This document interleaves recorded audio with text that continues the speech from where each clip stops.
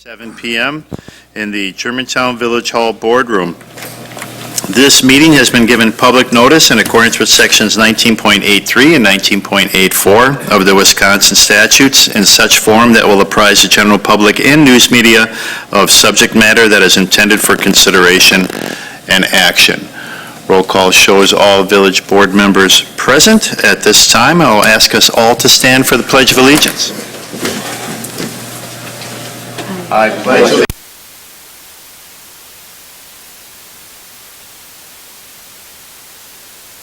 One nation, under God, indivisible, with liberty and justice for all.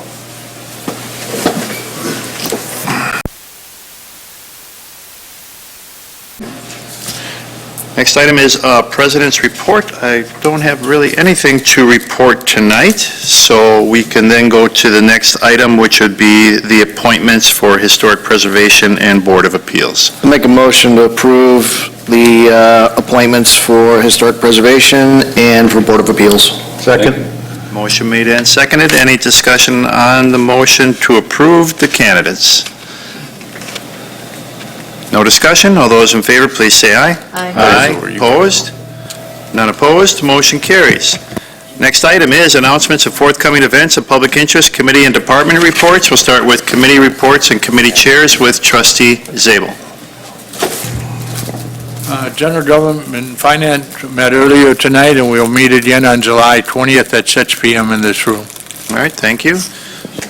Trustee Kaminsky. Public Works will meet in this room on July 1st, which is a Wednesday, at 6 p.m. Thank you. Trustee Miller. Public Safety's next meeting is Monday, July 6th at 6 p.m. All right, thank you. Does anyone else have anything else for announcements of forthcoming events of public interest, committee or department reports they'd like to bring forward? Nothing else?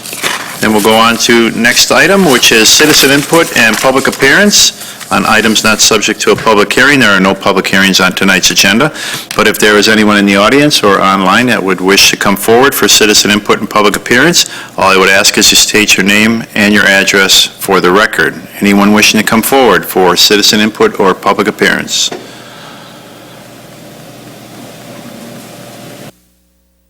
All right, it appears there is no one, so we'll go on to consent agenda. Make a motion to approve consent agenda items A and B. Second. Motion made and seconded to approve consent agenda items. Any discussion on the motion to approve? No discussion? We'll do roll call vote, please. Trustee Baum. Aye.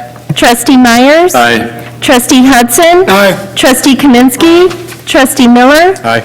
Trustee Pieper. Aye. Trustee Zabel. Aye. Trustee Wing. Aye. President Walter. Aye. Motion carries.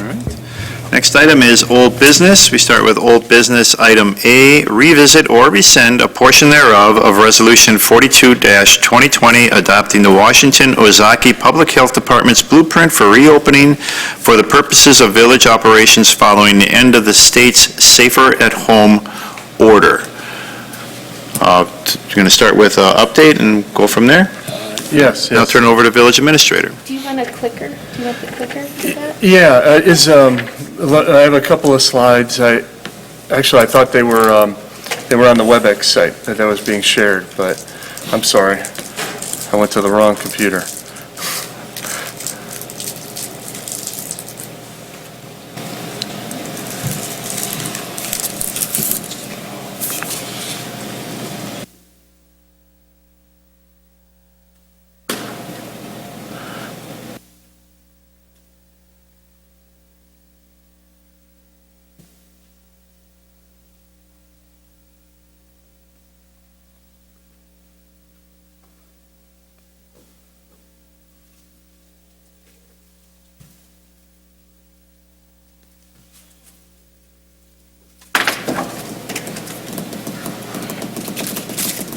All right, thanks.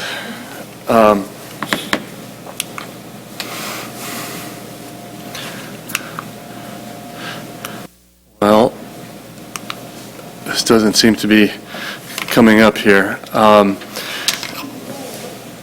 momento.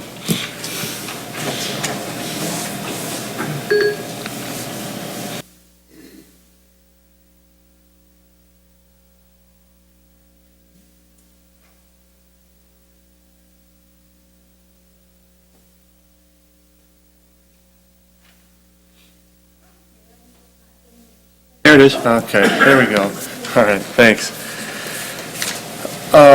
Just a quick update and then a question to put before the board.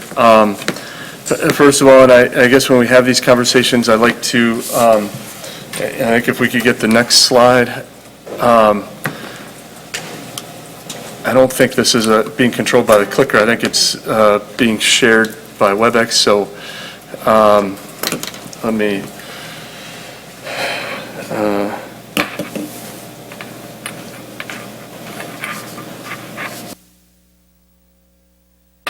Bear with me 1 second. okay, all right, thanks. We have our, there we go. We have our, Michelle was online advancing the slides for us. So, Person behind the curtain. yeah. So just first a quick update on where we are. 2 weeks ago, when I made a presentation to the board, we were at the top of the spike that you see on this chart with by far the most cases that Washington County had in any given week, and an increase in the number of cases in Germantown. Since then, we've seen a decline in the number of new cases. I should just point out we were down at 9 for last week. However, we did not get the final report for the end of the week. Normally, we'd get that on a Monday afternoon, but it hasn't come through yet. But either way, it looks like there is a decline in the number of cases, and hopefully that continues into the future. So on the next slide, there was a question that was raised to me that I thought was appropriate to bring back to the board, and that's the consideration of the mask policy and how we want to handle that, and I guess in relationship to that, how we want to handle going forward both the village board meeting as well as other commissions and committees. And I'll start with just an overview of the current policy. When it came before you in May with the county health department's blueprint for reopening, and that was adopted by the village board, and as part of that, they recommended the county that in settings where social distancing is not possible, like we're in right now, where we're within 6 feet of each other in an enclosed space where we're talking, that in those situations, that individuals should wear masks. And I think at that point, the village board made the decision and the direction to village employees that we should wear masks in those situations to try to help protect the public. And obviously, there's multiple viewpoints on the wearing of masks, and anybody who has a Facebook page sees that out there on a regular basis. The question came up at that meeting, does that policy apply to village board members? The village attorney responded that no, village board members are not required to wear masks at these meetings. In addition, the question came about the public, and we do have signs posted asking visitors to Village Hall to wear masks, but they are not required. So there are some alternatives that are available. I've talked to a couple of other village administrators to see how they're handling it. In some cases, the villages, communities have basically rejected the county health department recommendations, and they're going a different direction and holding meetings as they normally had in the past. In some other cases, the village boards have reconfigured their village boardrooms to hold the meetings, but they're able to accommodate social distancing. That might be a little bit difficult in this situation. In our room, we could possibly extend the dais and spread people out a little bit more, but I'm not sure that would work well if we're trying to also allow for people to participate remotely. So those are options that we could look at and go in that direction if that's the desire of the village board. Some other factors for consideration, we do have some village employees and potentially citizens who, in the case of village employees, are required to or need to be at meetings. In the case of citizens, they could be just individuals who would like to attend for whatever reason, who are in high-risk categories. And that's something to to keep in mind. It also is possible, and I haven't heard of this happening in any communities yet, but I think it's at some point, it's possible, if not likely, that either an employee or a resident would request a reasonable accommodation under the Americans with Disabilities Act. And if that was the case, that could change the calculus of this decision as well. And then the final thing that I would say is as the administrator and the person responsible for implementing whatever the policy is, that I do think it's important that we have consistency in what we ask employees to do. And in addition to village board meetings, there are also, the multiple other plan commission or other committee meetings, Board of Zoning Appeals, et cetera. I would say the majority of all of the members of those committees and commissions generally seem to have a high level of comfort in attending meetings without, significant safety protocols in place. But there are some who are more concerned about that and have expressed that as we pulled those committees together. In addition, we also have staff, when they're interacting with the public outside of these meetings, we ask them if they're within 6 feet, that then they should be wearing masks as well to protect the public, and if nothing else, to give the perception that we're working to protect the public in those cases. So I think just having a consistent approach and a message that we can give to village employees is helpful in making sure that there's compliance and that they're carrying it out. So those were my thoughts and remarks as that's a question that the board has the opportunity to review at this point tonight if you would like.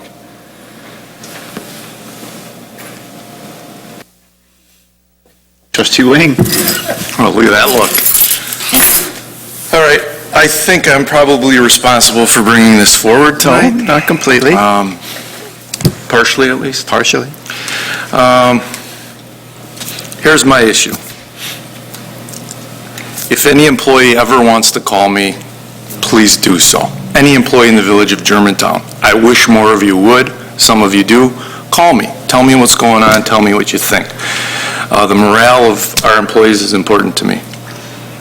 I received word that some of the employees weren't too happy to come to a meeting and have to wear face masks after a law was passed by this board to give the administrator the right to create a rule that the employees have to wear masks.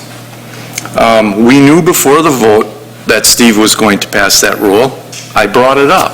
And that's the reason I voted against it. Yet everybody on this board, with the exception of Jolene and me, voted for this. You voted for the employees to wear face masks, and then we come to a meeting and none of us wear face masks. I don't expect Jolene to wear one, and I'm not going to wear one. I didn't vote for that. But imagine, if you will, that in your office, the boss says everybody has to wear a face mask, and then he parades around the office without a face mask. What is your feeling on that boss? It's not right. And I agreed with the employees. Furthermore, I wanted to see, okay, we're following this blueprint. I look up meetings all over the place. I go to Menominee Falls, and you can all go online and look at their meetings. Nobody's wearing a mask. The employees aren't, the trustees aren't. I go to West Bend. Nobody's wearing a mask. Funny to me, this is Washington County's public department blueprint for reopening, so you'd think Washington County would be wearing masks. Nobody's wearing a mask at Washington County. I looked at the last 2 meetings. The first meeting, only the mayor of Hartford, who's also a supervisor, was wearing a mask, which was hilarious to me because he's the one that told all the businesses they could open. When the police department there was telling all the businesses they couldn't open. So that's been a fiasco from the beginning. He's the only one sitting there with a mask on. The police are coming forward. They're not inhibited by a mask. We're trying to listen to what they're saying. It's frustrating for me to see us all sit here without a masks, and we're forcing our employees to wear masks at public meetings.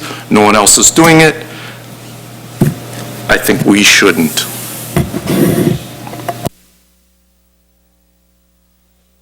Further input? Trustee Miller? Well, just a comment on that is that I didn't vote to tell them to wear a mask. I voted to give the administrator discretion over his employees to wear the mask. It wasn't about us saying yes or no. I'm not going to wear a mask. However, it's up to him, it's up to the administrator to say what the employees will do. So I don't think we should take that away from him. That's Steve's call. I understand that, but before the vote, we asked Steve, will you make the employees wear masks? Right. And it was understood. When he's ready to rescind that, then it's And we fine with me. understood that they were going to have to wear them in front of us. So yes, we didn't force them to wear masks, but essentially you did indirectly. Again, I say to you, if the boss of your company gives the safety guy the right to make a rule, but he says, the safety guy made a rule, you have to, when you're using that machine, you have to put a safety in there. But when I use it, I don't have to. It's wrong. Now, the owner of your company could say, hey, I'm the owner, I'm in charge, you don't own this place. We could say that, well, we're elected, we don't have to do that, we're above these rules. I don't think that's appropriate. If we think the employees need to wear a mask in these boardroom meetings, then you should be wearing one also.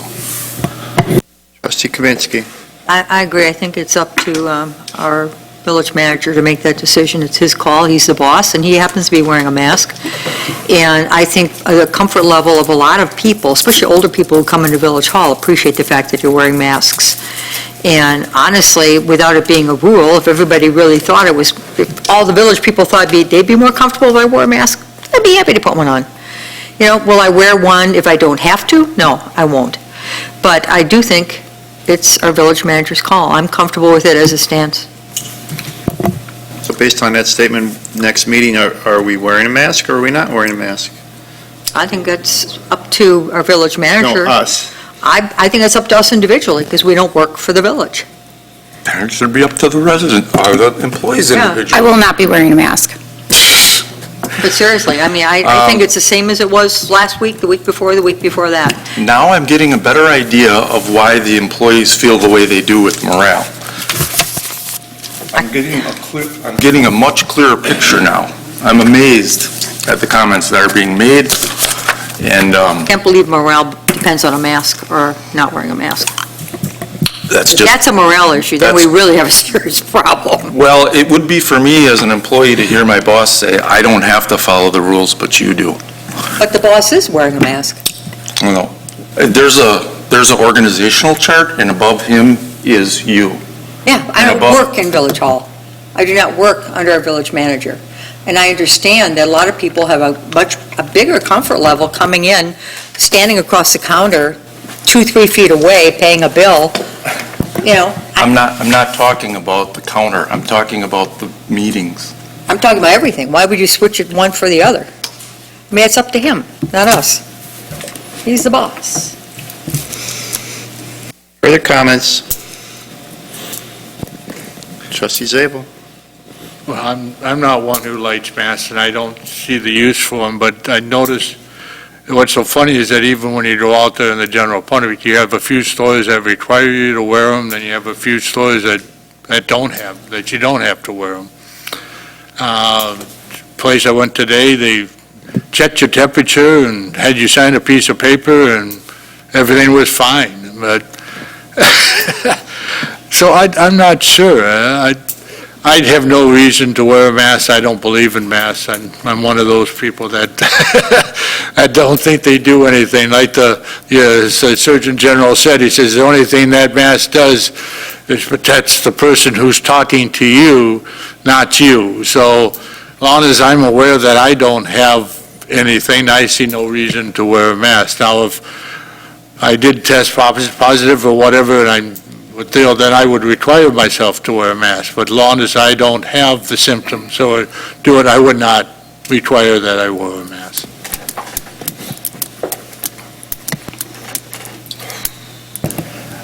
I'll make a motion to rescind the county's health department guidelines on masks. Let's start with at village board meetings, any village board meeting.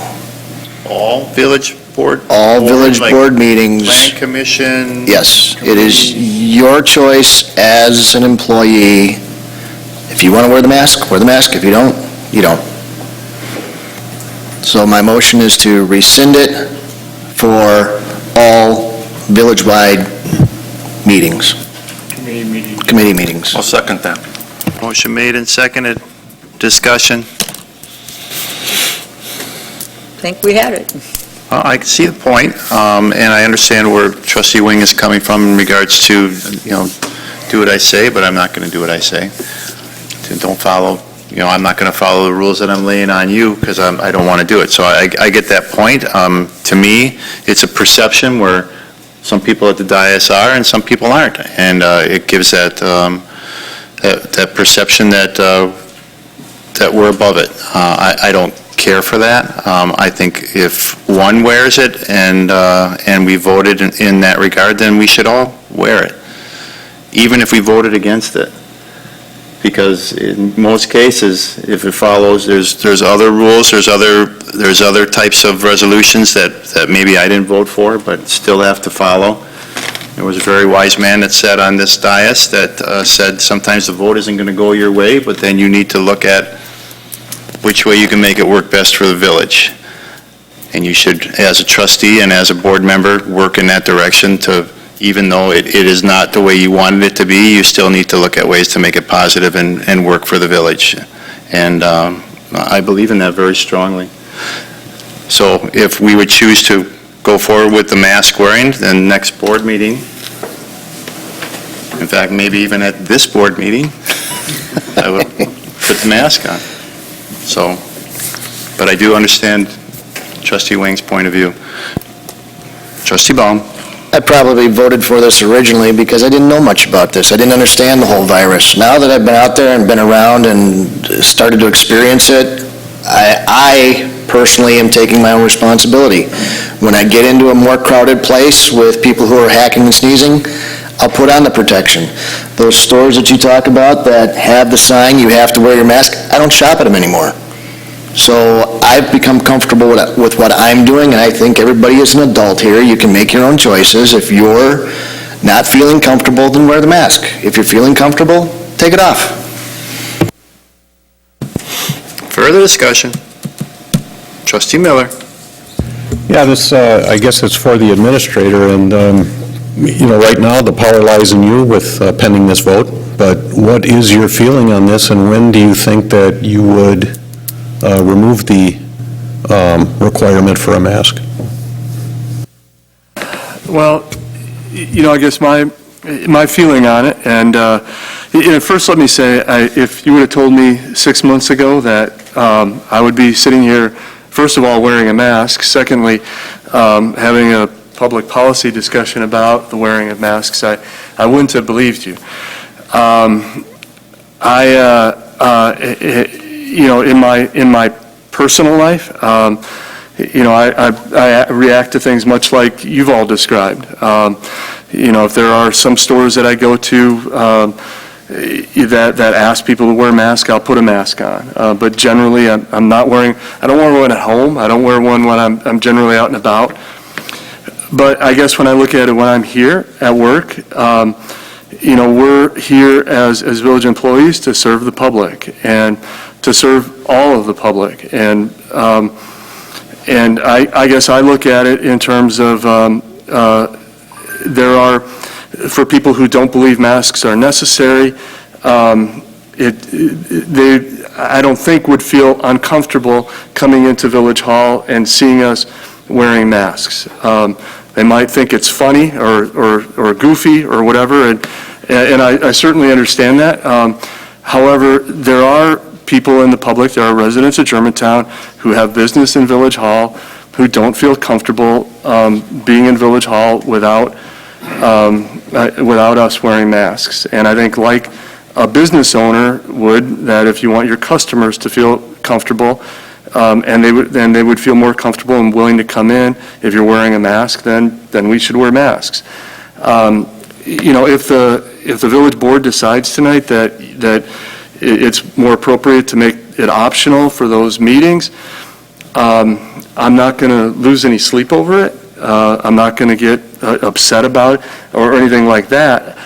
I would continue to wear one as long as we're requiring employees in their interactions with the public to wear one. So I would continue to do that because I do feel like if I'm asking the other village employees to do something, I need to do that myself as well. I think, I'm not sure when this is going to end. I think at some point we're going to get through this and back to something a little bit more normal. And hopefully there won't be a need to wear the masks any longer. I don't know exactly when that's going to be, but for the time being, I guess because of that, I would continue to wear one, and I think it's when we're interacting with the public as village employees, we should do what we need to do to make sure that the members of the public are comfortable. Further discussion? At what point and from whose recommendation would stop the mask wearing, even in Village Hall? Where would it come from? The county as well? Because we've seen the number go down to as low as it is now, based on where it was close to 70 and what we're down below 10. From what I've seen with the county and the way they're handling the blueprint, they're generally following the CDC and the state health department, the state health officer. So when they're making changes to guidance, when CDC or DHS makes changes to guidance, they usually update that in the blueprint. So I think as maybe there's more understanding about, there still is debate on how effective masks are or are not, and I think it is something that could change, and, I certainly would, if that guidance changes, I would change, the instruction to village employees. Even in my workplace, they're targeting the end of July, just for company policy. And I don't know what they're basing it off of, and I don't know where they're getting their number or what their projection is from, but that's what they've been telling us for about the last 2 weeks. Trustee Baum? The requirement for the mask is when you're within 6 feet of each other, is it not? That's when it's more important. Yeah, they keep us at what they consider social distanced at 6 feet, even sitting in our Cubicles. work areas. Yeah. And the mask is required at all times while you're on work premise. And that is Includes line your workers. employee. What does the Washington County Health Department have to say? Same thing, or is it when you're 6 feet away, the mask is less necessary, or is not necessary? I would say my interpretation of what Washington County said, and it's not entirely clear, to be very candid about it. My interpretation is that when you're not able to be at least 6 feet away, that then you wear the mask. Okay, so in this room, you position the chairs so that everybody is 6 feet away, so therefore, we should not have to wear the masks. I think we are- Jerry's a little close to you. The area Move it there. over, back it up. I wish I would have brought a tape of, we're talking about Washington County's blueprint for us. Yeah. You can go online and watch Washington County's board meetings. They're sitting next to each other. They're sitting next to each other, they're shaking hands, they're changing positions at the podium. Nobody at the podium's ever wearing a mask. Yeah. Nobody in the room is wearing a mask. The last meeting, there was 2 people from the public that were, and I'm okay with somebody that wants to wear a mask. And like I said, the first meeting, only 1 supervisor.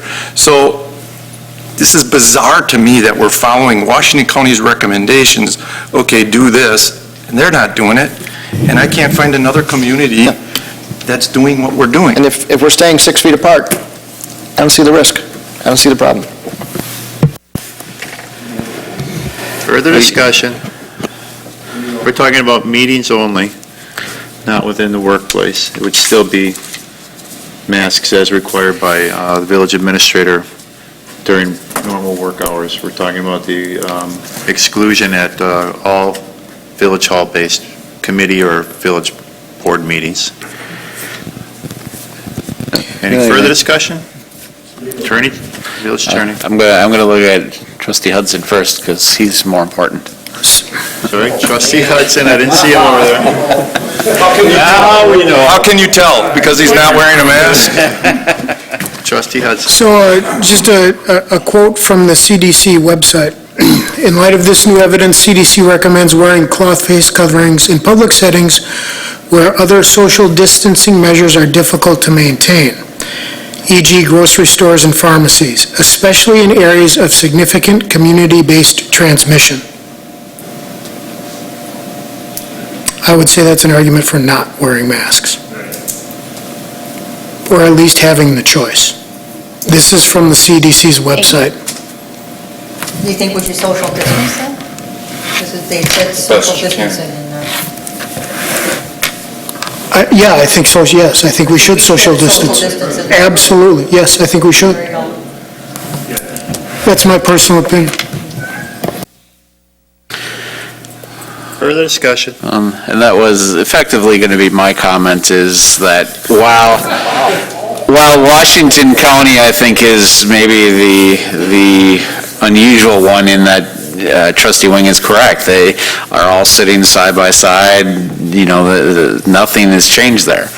Menominee Falls, on the other hand, they are spread. They are socially distanced in Menominee Falls, so when they don't wear masks, they're also complying with the social distance requirement. There are many communities that are still utilizing only virtual meetings at this point. So it's... But it looks like only the communities that you're a lawyer for. I noticed Mequon was doing virtual meetings, and then I saw you sitting there, and I said, oh, this might explain something. Are you a lawyer for Menards? No.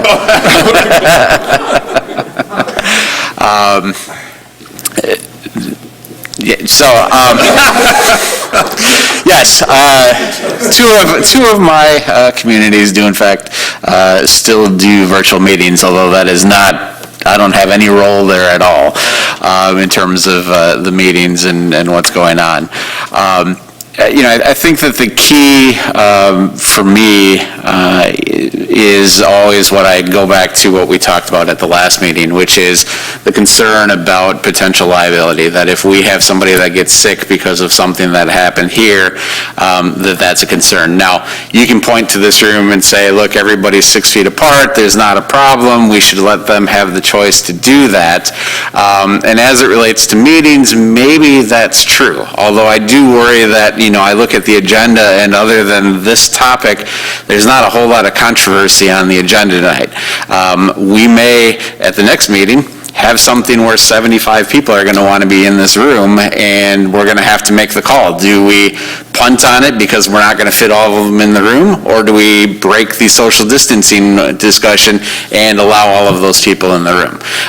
And so that's the concern that I have, is just that liability. And while I'm not as concerned about it at the meetings, because we are still utilizing the virtual aspect of what we're doing here, we are social distancing to the extent that we can, at least with members of the public. That's the concern that I have, is just that. And I think where you go out in the public and you see even places that don't require masks, a lot of the employees are still wearing masks.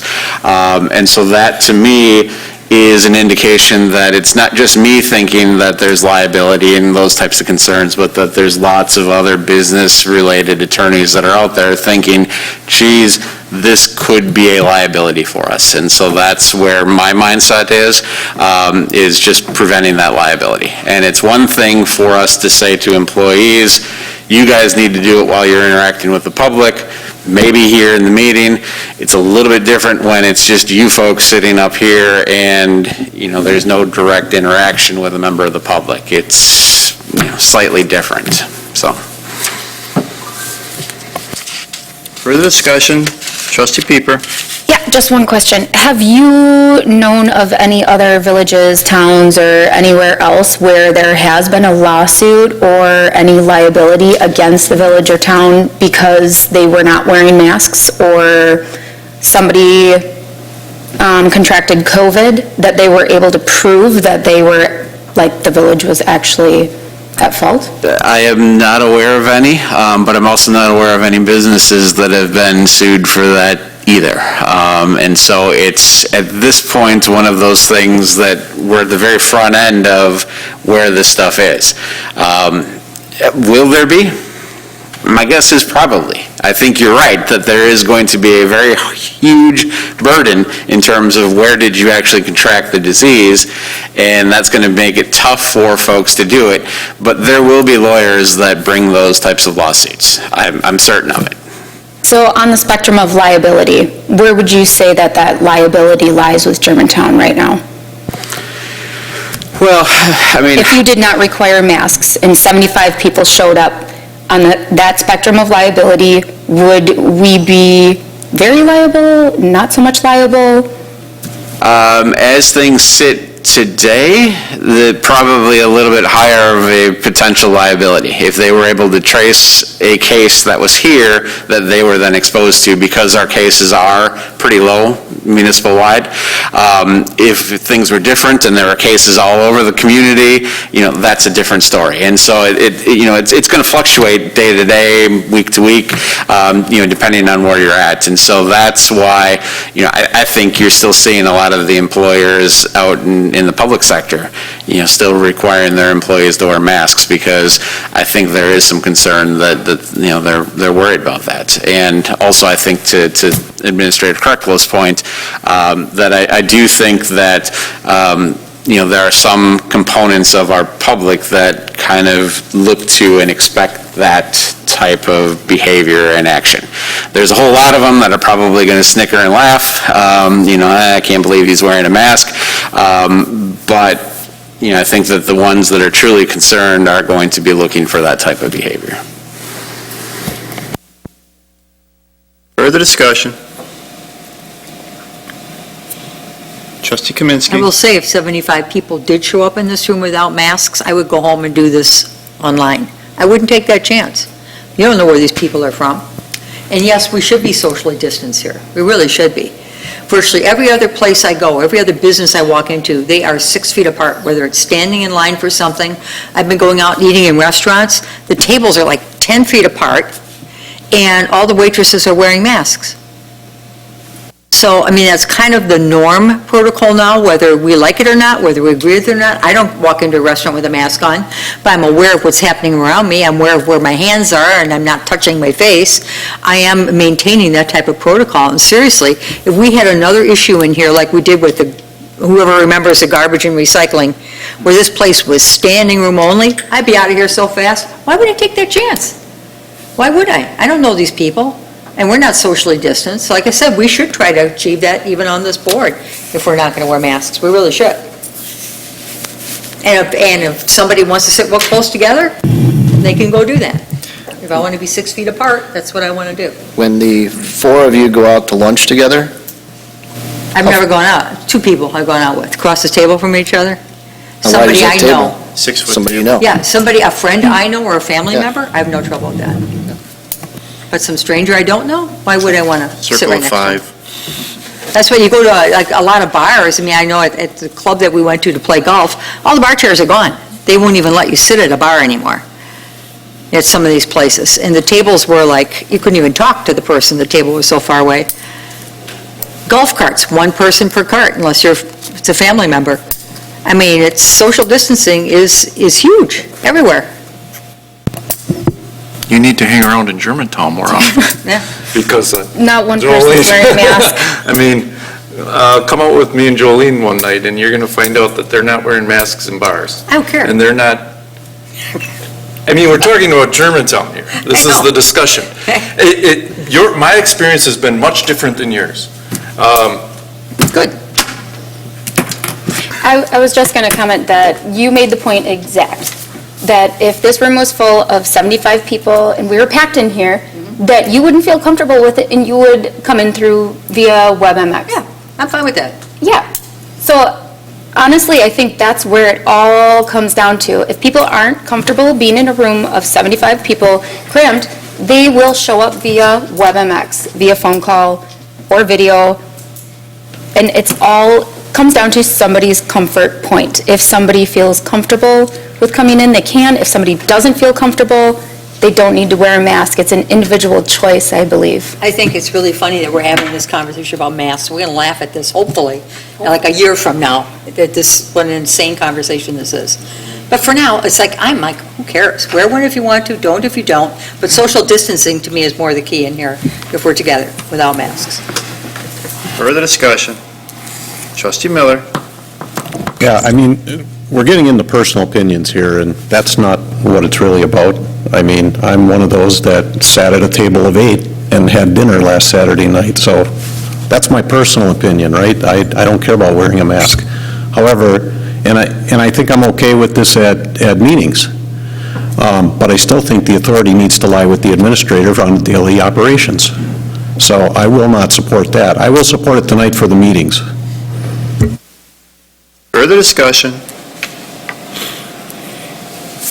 No further discussion? All those in favor, please say aye. Aye. Opposed? Aye. Opposed, raise your hands. One opposed. Motion carries. Do we want to go further and discuss? Do we want to go further and discuss their role in the office? No. Or we're fine with, okay. No, because that's another hour. And it's not that it's not worth that, but I think that starts to ebb away at the authority of the administrator. I think it's totally his authority, which is why I'm voting no. Anything else for old business item A in regards to revisit, rescind a portion thereof of the resolution, as was asked by Trustee Ballman, now myself? If there's nothing else, we'll go to old business item B, which is the status of the 2020 budget savings plan, Resolution 41-2020, directing the village administrator to implement 2020 budget savings plans. Steve? All right, as requested by the village board, I'm coming back for a monthly update on where we are. I promise this will not be anywhere near as controversial, and the slides are color-coded, so those should be positives. Just two quick slides here. First of all, looking at our revenues, and I went back to the original presentation that I gave, talking about where we could have revenue shortfalls in village funds. And the first one is hotel tax, and I color-coded that yellow, as we really don't know any more than we did a month ago. I think when we get to mid-July, the finance director and I should be able to give you a more thorough estimate of what that looks like when we start getting second quarter numbers from the hotels, but at this point, best estimate is still a $100,000 to $200,000 revenue loss. On the other hand, under inspection permit and fees, they're estimated $100,000 to $200,000 revenue loss. As of the end of May, we're actually slightly ahead of where we were last year. We're still seeing permits coming through and requests for inspection. We're not out of the woods yet. I think that even though the numbers are looking better than we thought they might, the second half of the year, we still are basically counting on another large-scale commercial industrial building and some additional residential development, but those numbers are looking like they're more on the positive side than on the negative side. Recreation program is yellow as well, and there again, it's just a little early to really provide any new information on that. The rec staff have been working very hard to get as many programs up and running as they can, finding facilities, making sure they're able to meet the safety requirements that are in place. And they've seen registration coming in at lower than what normal levels would be, but they are getting people signing up for programs. And again, I think probably in another month or so we'll be able to give a little bit better estimate there. And then under miscellaneous, those are things like earnings on investments. Those are actually looking a little bit better than we thought back in March and April. So color-coded those green. So I left the overall revenue gap in yellow.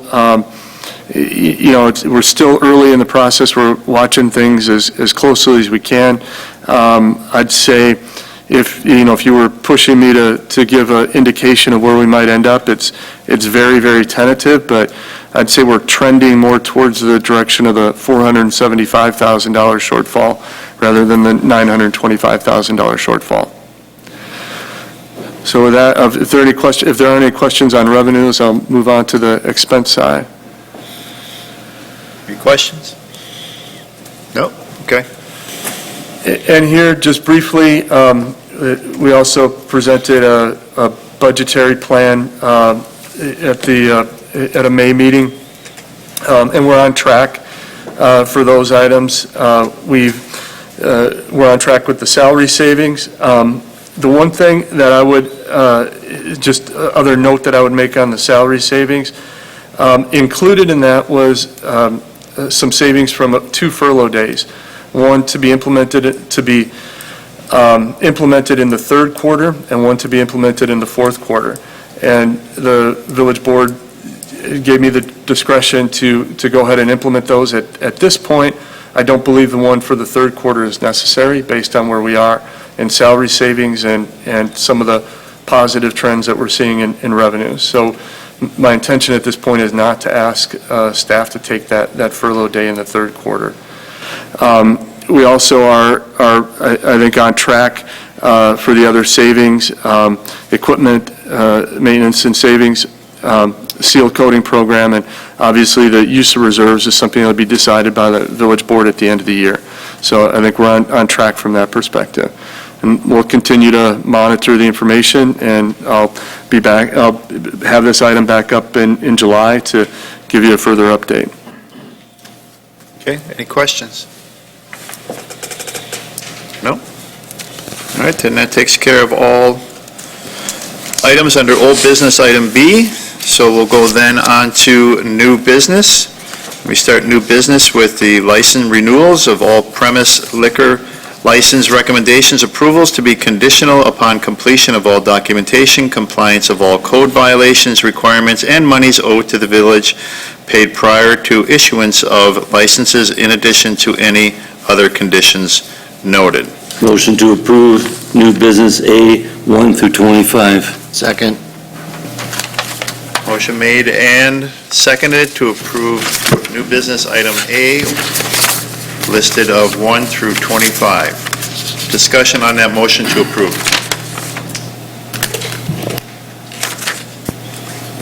Not even on 15? I'm just kidding. No discussion? All those in favor, please say aye. Aye. I abstain. Opposed? One abstain. Next item, item B. I make a motion to approve renewals for Class B fermented bottled beverages and Class C wine licenses 1 through 3. Motion made and seconded to approve new business item B, listed as items 1 through 3. Any discussion on that motion to approve? No discussion? All those in favor, please say aye. Aye. Opposed? None opposed, motion carries. Next item. Make a motion to approve item C, number 1, for Class B winery license and Class B fermented beverage. Second. Motion made and seconded to approve item C, number 1. Any discussion on that motion to approve? No discussion? All those in favor, please say aye. Aye. Opposed? None opposed, motion carries. Next item. Make a motion to approve item D, number 1, for Class C wine license. Motion made and seconded to approve new business item D, listed as 1. Any discussion on that motion? No discussion? All those in favor, please say aye. Aye. Opposed? None opposed, motion carries. Next item. Approve letter E and new business 1 through 9. Second. Motion made and seconded to approve new business item E, listed as items 1 through 9. Discussion on that motion to approve. No discussion? All those in favor, please say aye. Aye. Opposed? None opposed, motion carries. Next item. Make a motion to approve item F for renewals of Class A fermented beverages, including cider and license for 1 and 2. Motion made and seconded to approve items F, 1, and 2. Any discussion on that motion to approve? No discussion? All those in favor, please say aye. Aye. Opposed? Not opposed, motion carries. Next item. Motion to approve G for items 1 and 2 as presented. Motion made and seconded. Any discussion on that motion? Trustee Zabel?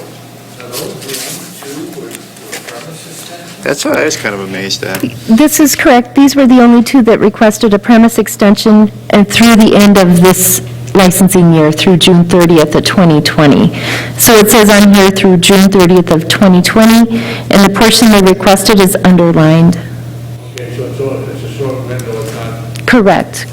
That's why this is The other different. licenses that were granted for these places go They into had- effect on July 1st and Yep, continue through with the correct. outside premises because of part of the license description.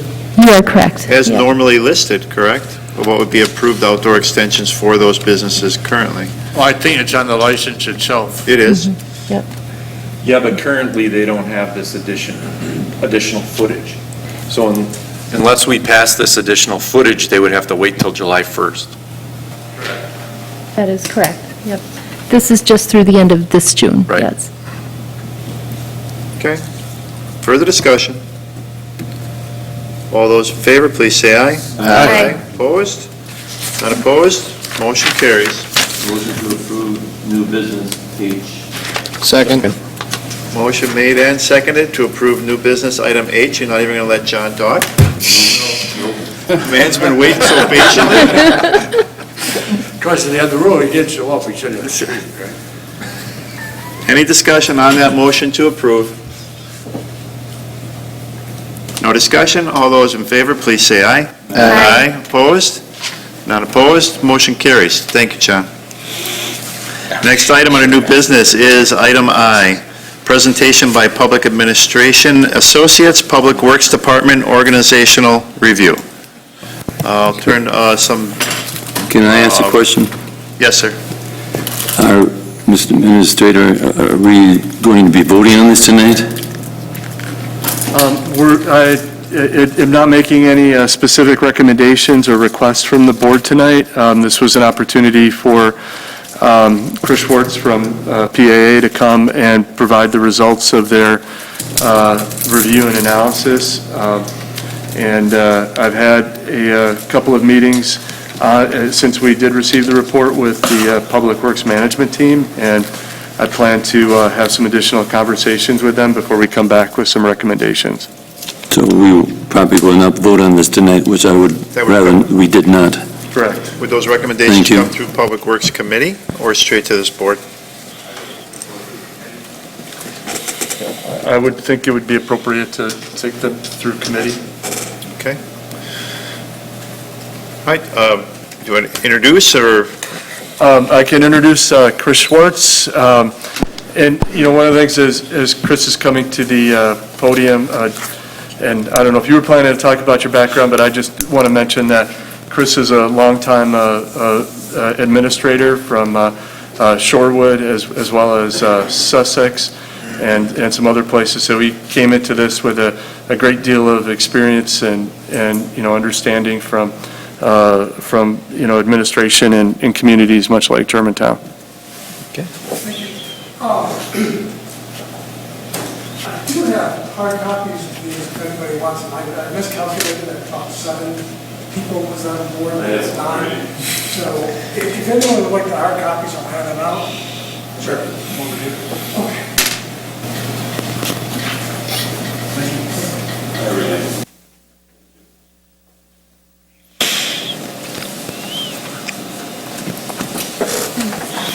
Chris, Thank you. Michelle is controlling the PowerPoint from afar, but there's somebody helping you with that.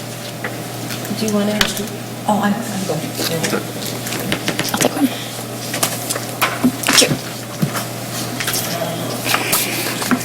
Oh, great. Thank you. All right, thank you. Yeah, my name is, thank you, Steve, very much. My name is Chris Schwartz, as you said, Public Administration Associate. Our firm has been around since 1998. With Steve Hintz, was the principal of the firm, who is a professor of Oshkosh. Can you turn that microphone on? Oh. Okay, How's that? perfect. Kevin Brunner bought the firm in 2018. Kevin is a 35-year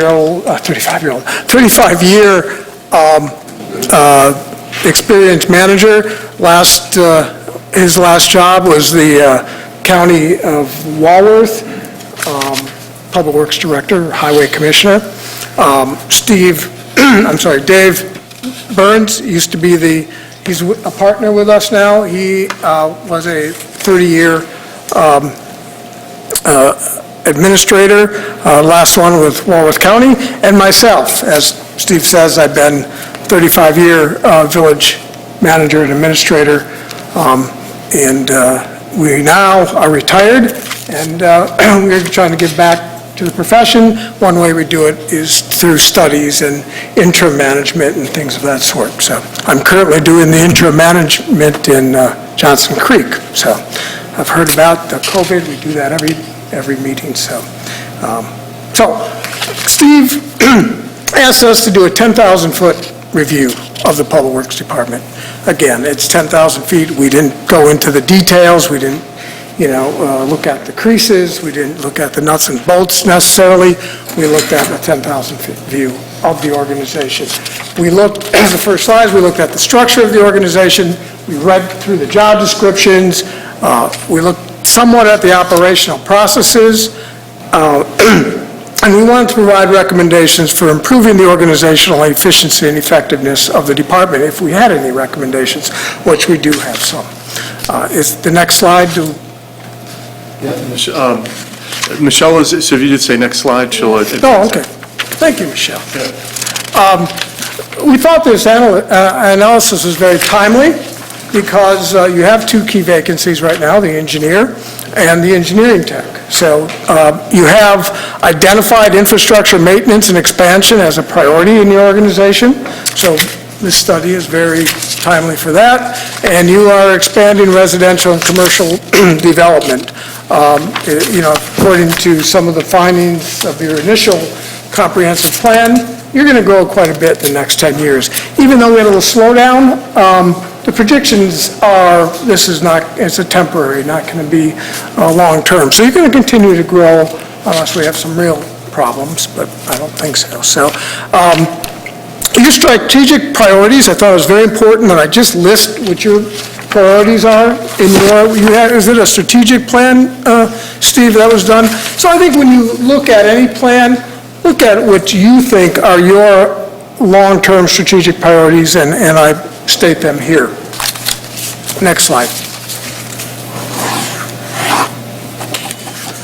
How we do these studies, and we've done quite a few in the last year, is we find the interviews are very important with the administrator, the DPW director, who's key, the key public works staff, superintendent, things of that sort, assistant engineer, we obviously don't have an engineer, and the public works committee members that were here before April.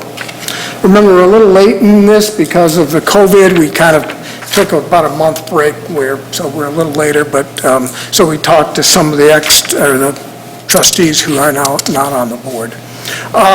We looked at all your policies and procedures, which you've had, some of them. You don't have all of them in all aspects, but we reviewed what you had. We looked at your planning documents, your capital budgets, and we surveyed other villages and cities with similar characteristics, because we think we got to like to find the best practices. Is there anything out there that, hey, that really works well, and why?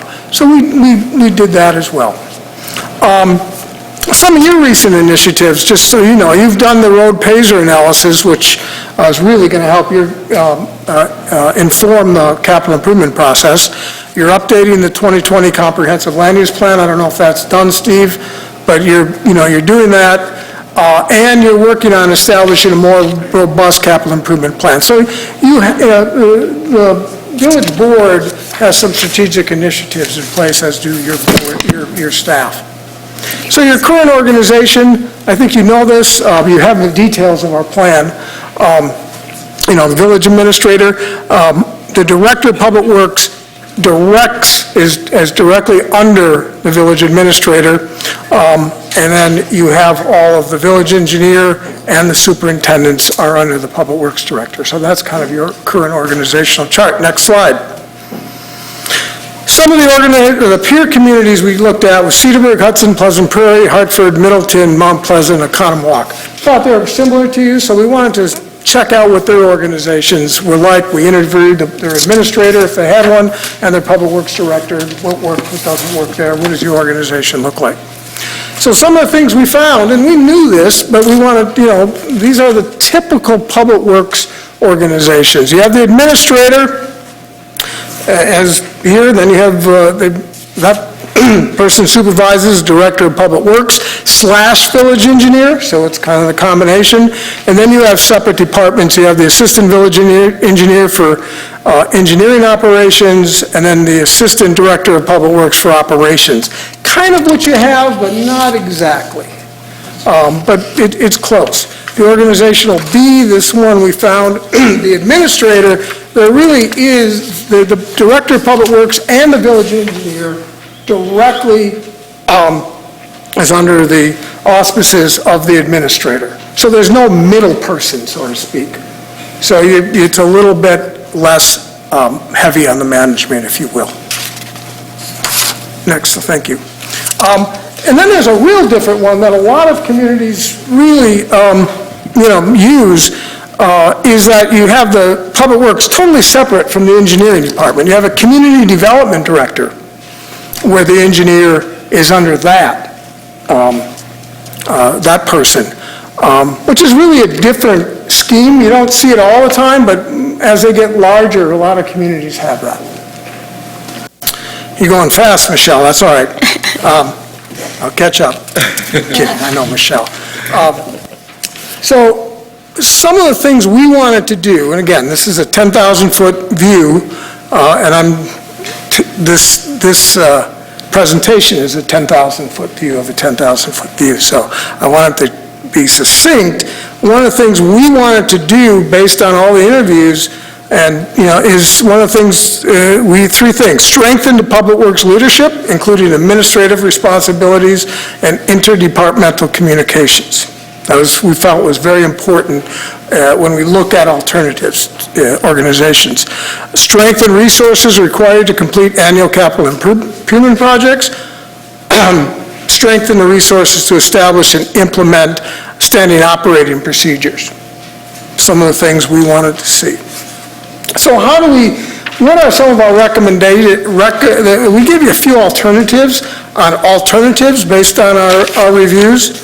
And the status quo works good. Your organization is not broken at all, the way you organize. It's not broken at all, and you can continue to do that, to have your status quo, your current organization. We think some minor adjustments. We think maybe the village engineer position should include specific responsibility for construction management. So your engineering department, if you hire them, you would maybe emphasize construction management and maybe de-emphasize construction management for your current public works director. The public works director position should emphasize operational leadership, not construction management, as I just said.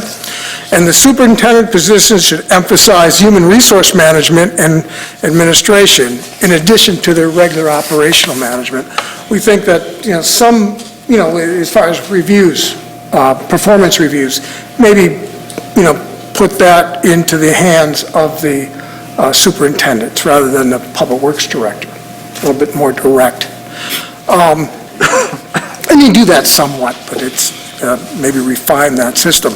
So the alternative one to the status quo is similar to some of the other communities where you have that public works director, but then you separate the public works director supervises the village engineer and construction manager, and the assistant public works director in operations. So we think this one is a little bit of a tweak from the status quo, but it's not a huge, what we did is we took the superintendent and made them the Assistant Public Works Director of Operations, so that you have some more on-the-boots supervision, but in a little bit of a bigger, a broader administrative responsibilities. Alternative two, and I don't know if Steve likes this one because he's kind of the direct, everyone reports to him, there's no middle person, as we talked, we saw that in one of the peer communities. You have the village administrator, and then you have the director of operations, director of utilities, and the village engineer construction manager. Kind of a hybrid here.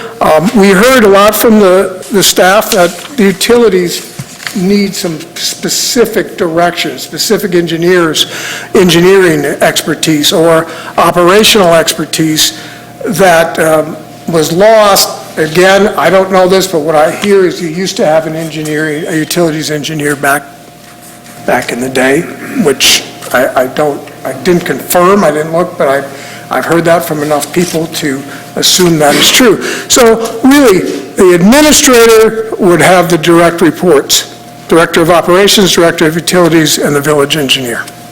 And then, the regular staff would. And then we also broke this down for technical recommendations. So we have the organizational recommendations, or alternatives, and now we have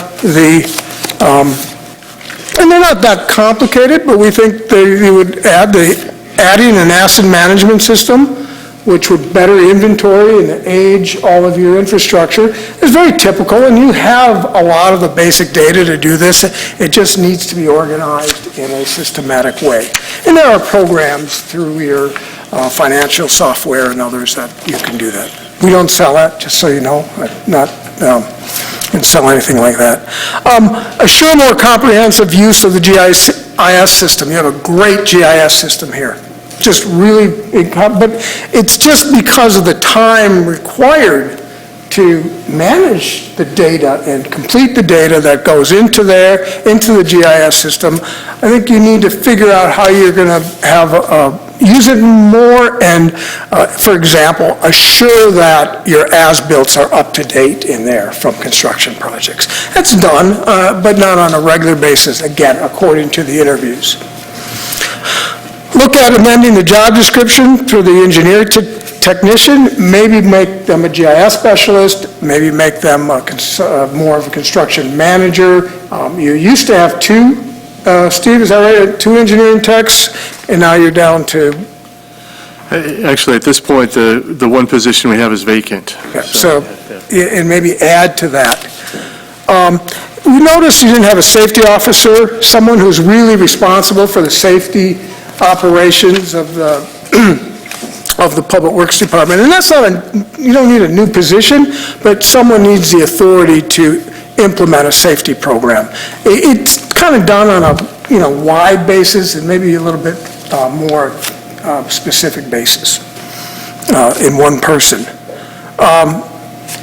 You're working on this one, the Comprehensive Capital Improvement Plan. It's good, but you need to add utilities into it, maybe a little bit, 10 to 15 years, a little longer and a little bit more comprehensive. Your asset management system will help that. One thing that was not confusing, but we found that we didn't see, what is designed from an engineering standpoint in-house by your in-house staff, and what is outside? What do outside consultants design? There was some kind of, guidelines, but I think really reviewing that is going to be important about future staffing levels. A lot of folks are going away from in-house design just because it's getting more difficult, and a lot of the engineering firms can do it more efficiently and effectively, especially if it's being charged back to maybe a capital improvement program or a developer, things of that sort. So I think you should look at that type of policy. A development review team. You have a very informal one. A formal development team will include the administrator, the planner, the engineer, the highway superintendent, your water utility superintendent. So when we review new plats or new subdivision plans, you have a really comprehensive view of what that is for recommendations, to make sure everyone has input into that.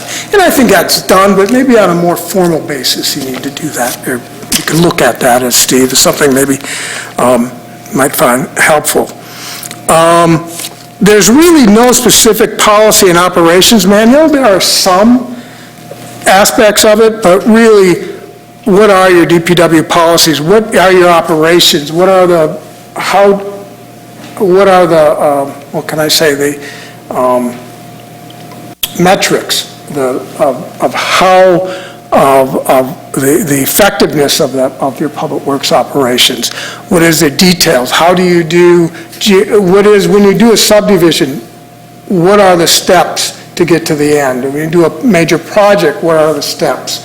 So you don't miss any steps on that. The lastly being final review, final as-built into the GIS system. So it's just kind of a manual is what we're looking for.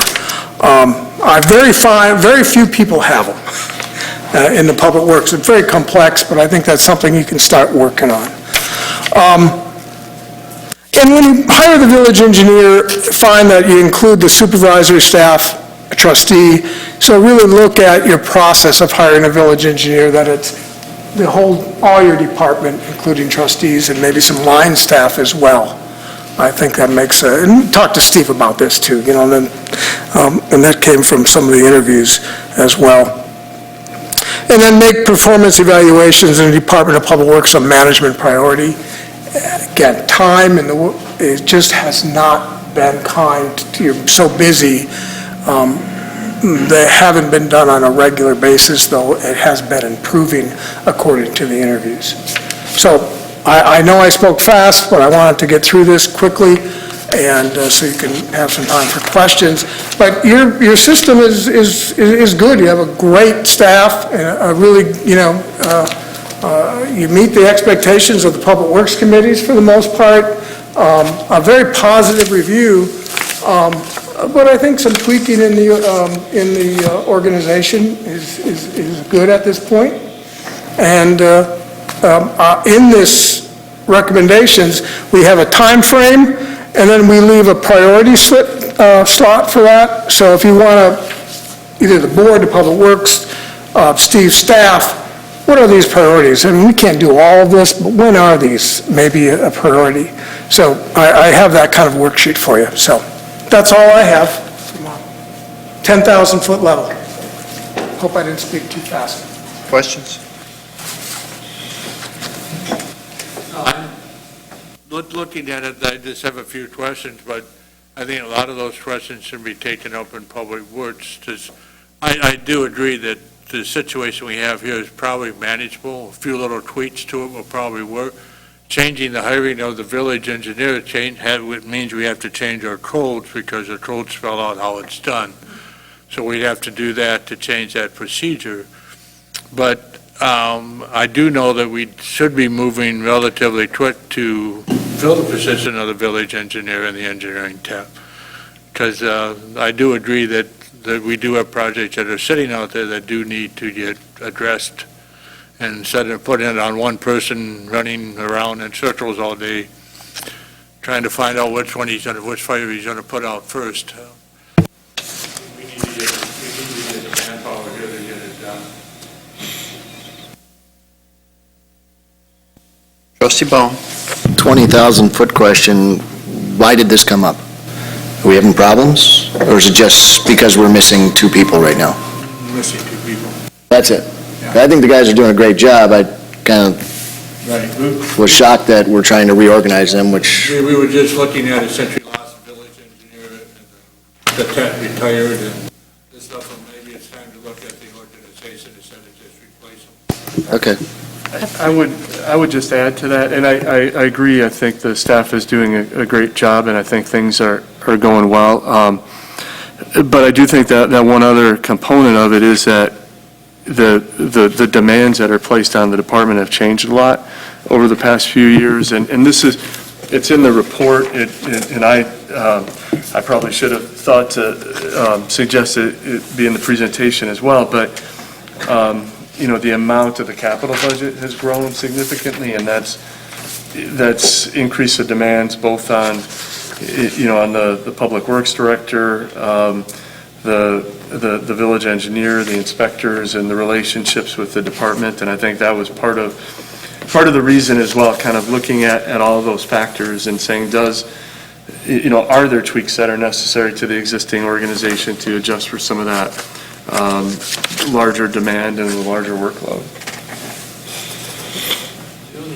Part of that, though, I noticed a lot of it going into human resources. With them being union contracts, do we have a human resource, or have they decided to fold the union contracts? Because you don't have performance evaluations done on union employees. And I think when I hear that conversation, and I think where that came up in the interviews, and I did read through the anonymously the notes from all the interviews to see what the feedback was from staff. I think a lot of that was related to the non-union staff and just some of the overarching direction and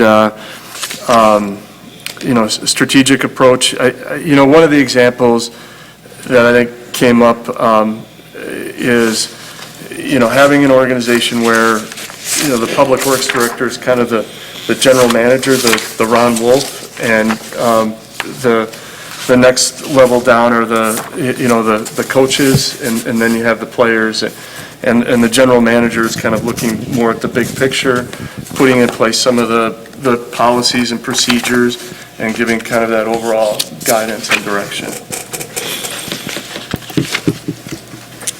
Trustee Kaminsky. I know when this all started back earlier this year, or was it late last year? I can't even recall.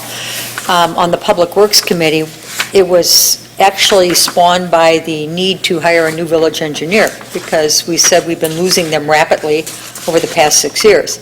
So that's where my head was at on all of this, is how is our new village engineer going to come out of this? What are we going to pay that village engineer? Are we not paying the village engineer adequately? Why are they leaving? Why can't we hang on to one? What do we have to do to change that? And that's kind of mentally where I was partially coming from on this at the very beginning. I personally, I don't know. I'm obviously not qualified as our village manager is, but I think our departments have been working pretty well. And, the way they're set up currently, except we have a hard time hanging on to a village engineer. Why is that? Is it because our structure is all wrong? Is it because we're not paying enough? I guess that's kind of where I still don't have the answer to that question. Trustee Myers. I would echo your statements, Terry, and for Arts also, as such. And your firm doesn't go into the basis in regard for pay for these particular positions? That wasn't within our scope, but we had a good conversation with Steve, Kevin, and I about some of those matters. We also had an engineer help us out just for some of those matters, a man named Mustafa Amir, who kind of looked at the market for engineers and helped us, really just through conversations with Steve. It wasn't part of the report, but we had that conversation and gave him some ideas on that. So, But you could offer something in regard to that aspect of what we're paying and what we should be paying, according to some of the other things you're talking about, changes? I think your pay, it's really the public sector, you can pay a little less. But the demand where we were at, if I may, Steve, where we were at is that the private sector takes a lot of engineers on. And the demand for private engineers is just really high these days. So, and they pay more. So that kind of hurts the public sector. And not just you, many communities are having that same pressure. Now, we see with this little blip in the economy, it may be a good time to go out right now, because some of the engineering firms are starting to lay off their engineers. So that's another thing, we talked to Steve, that, this is maybe a good time, because demand is really down. But your pay, I think, is, we saw it close to other municipalities. We didn't see it too low. Well, But when we in the said, private sector, you have no issue. I understand that, but keeping in mind how the last two engineers that we had, the lasted 2 years, and maybe they were ready to go even before the 2 years is up. But one of the things I was going to ask you, Steve, was under old business, when you were talking about the status of the budget saving, did you plan to include not hiring an engineer for this year? No, actually, those savings included the position being vacant through June. So we can go forward with that process. And you know, I'll kind of just add on to some of the previous comments. And I think there's a lot of reasons. I don't think there's a single reason as we've gone through about the turnover in engineers. I will say that one of the things that I thought was very helpful in the report, and as we talked about, as we've had some meetings with the DPW management team, is going into the process with thinking more clearly than maybe we did the last time. I can't speak for the time before that, with what the roles would be between the different people, and making sure that we hire the right person for that role. And I think in retrospect, maybe we didn't do that the last time. And it is, it can be difficult to find the right person, but I think that it's very important that we define what the roles are and then get the right people in the right spots. And that is one of the things that I think will help us to hang on to these folks a little longer. I would agree with your last statement, Steve, in regard to that aspect. A lot of engineers, basically speaking, specialize in certain areas. You don't have the old-type person who's very rounded in different aspects. And we need to identify what those positions, you need to identify what those positions are, and then put that in the criteria in regard to hiring somebody. But I think Larry's got too much on his plate right now, and the sooner we get an engineer, the better it is as far as I'm concerned. Thank you.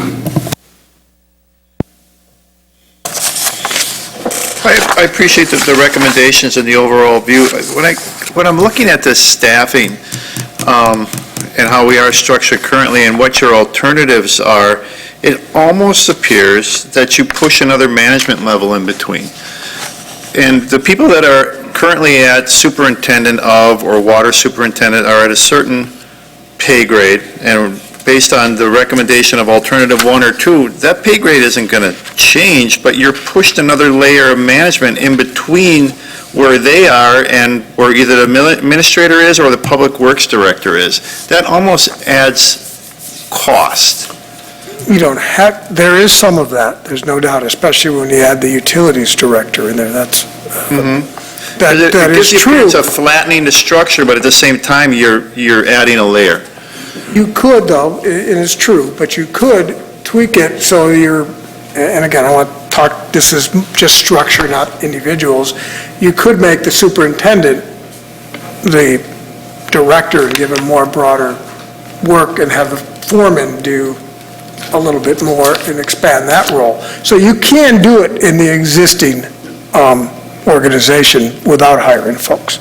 We talked about that, but I didn't go into that detail, but Steve and I did talk about that flattening, and we took out the public works director in one thing, which would take a layer off as well. So I think on both sides we did that. I think it's something to consider as you start looking at these structure layouts going forward in regards to what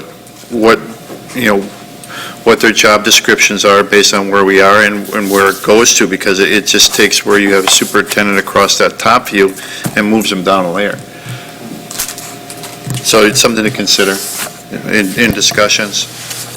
And we didn't do the cost analysis. That's something we did, wasn't in the scope, but I know Steve has done some of that stuff. A few. Trustee Wing? Speaking about costs, you had mentioned a safety person, safety coordinator. I know in the industry I'm in, when we had brought on safety coordinators, our insurance premiums went down. Is that happening in municipalities? So based on experience, and so if that person makes such an impact on your workers' comp on some liability things, yes, it could. I mean, if you have a .80 ratio to a 1.23, that's a lot of money. But I didn't put a new position in it, I just said coordination in an existing position, because I don't think that's maybe overkill, but it can save money. Yeah, no, I understand you'd move somebody into that position to take the responsibility of Right. setting up safety It helps. programs. It helps. No. Any other questions? No other questions, comments? Thank you, sir. Thank you so much. I really appreciate you hiring us, and Steve and I will continue to talk. It's part of the service is that we're there during implementation if he has any questions. All right, thank you. Next item under new business is item J, ordinance 08-2020, an ordinance amending section 151 subsection 4 of the Germantown Municipal Code relating to the appeal of vicious dog determinations. Second. Motion made and seconded. This came through public safety. It did. Trustee It Miller? was just a typo that was found during some recent activity, and Chapter 6 should be changed to Chapter 20. That's really the only change. On Section 1, Paragraph 4.